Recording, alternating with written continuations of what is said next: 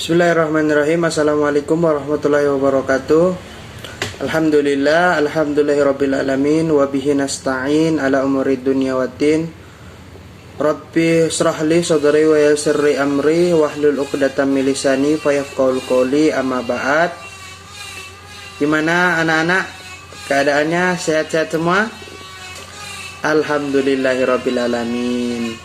Nah, sebelum kita memulai pembelajaran pada pagi hari ini, sebelumnya mana ketua kelasnya ini? Ya, silakan untuk dipimpin doanya. Bapak mau nanya, di sini siapa yang tidak hadir pada pagi hari ini di kelas Bapak? Oh ya, nihil ya. Oke, selanjutnya kita masuk kepada materi ya.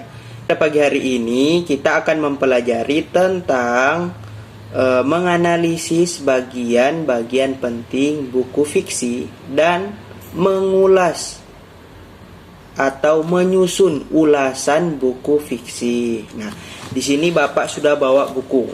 Nah, ini buku. Ini judulnya Kuliah Bersama Kekasih, salah satu novel karyanya Hari Kusmanto. Teman-teman sudah pernah baca novel?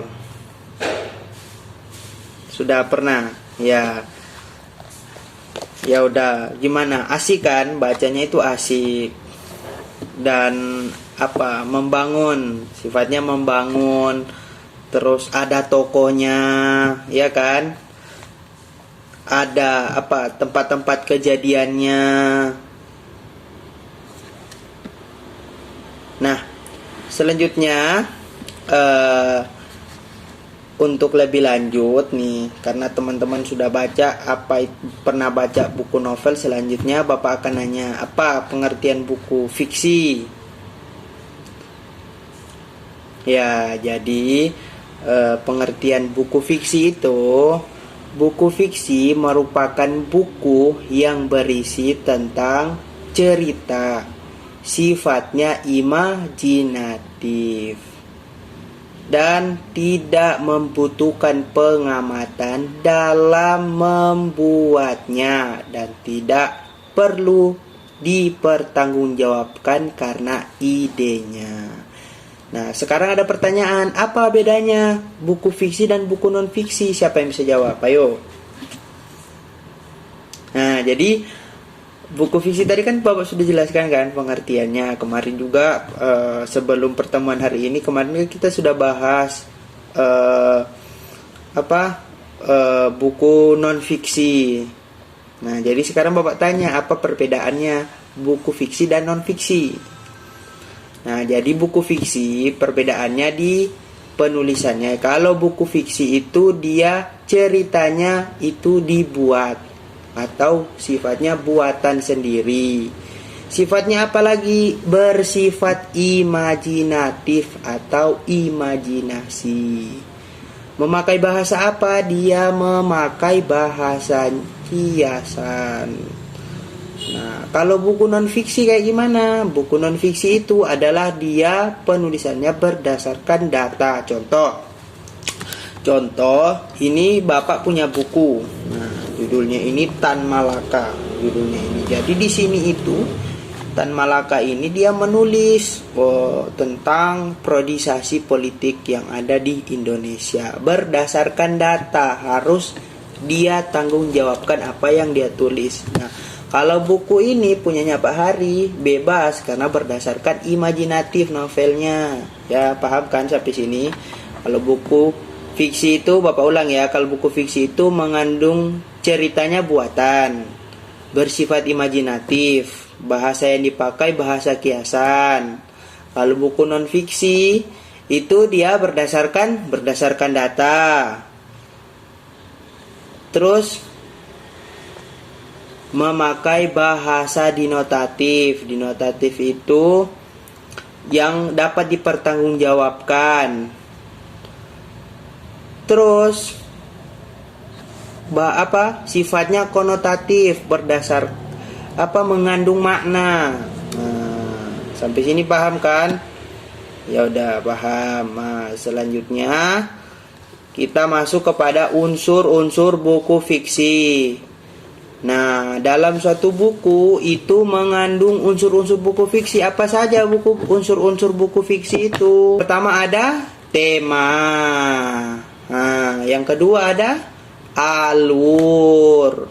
Yang ketiga ada sudut pandang. Yang keempat ada penokohan. Yang kelima ada amanat dari buku tersebut. Yang keenam ada setting atau latar. Nah, Bapak lihat. Jadi di buku ini mana yang dimaksud dengan tema itu apa? Jadi tema itu merupakan ide pokok atau gagasan utama dalam sebuah tulisan. Jadi dalam buku fiksi terus ada tema. Yang kedua ada latar. Latar itu apa? Latar merupakan keterangan mengenai tempat yang diceritakan dalam buku tersebut. Yang ketiga ada apa? Ada tokoh. Harus ada tokoh. Karena kalau satu cerita itu tidak ada tokohnya, baru apa yang mau menarik di buku tersebut, di buku fiksi tersebut? Tidak ada kan? Nah, yang keempat ada apa? Ada alur. Alurnya maju apa mundur. Nah, terus memakai gaya bahasa. Gaya bahasa itu apa? Gaya bahasa itu adalah cara penulisan dalam menyampaikan cerita kita. Biasanya terdapat majas-majas dan lain sebagainya. Yang keenam harus mengandung amanat. Amanat ini penting. Semua buku fiksi itu harus mengandung amanat. Oke, sampai sini udah paham kan? Nah, selanjutnya mengulas satu buku fiksi. Nah, kita akan ulas buku fiksi ini. Nah, cara mengulasnya bagaimana? Nah, di sini sudah tahu bagaimana cara mengulasnya. Nah, jadi cara mengulas satu buku itu ulas ini kan kita meringkas atau menulis poin-poin penting dari buku yang kita baca. Ini Bapak sudah punya contoh. Jadi untuk mengulas buku fiksi ini itu kita menjelaskan kembali isi dari buku tersebut, terus tujuan dari kita membuat ulasan itu apa. Tidak lupa juga mencantumkan faktor kelebihan dan kekurangannya.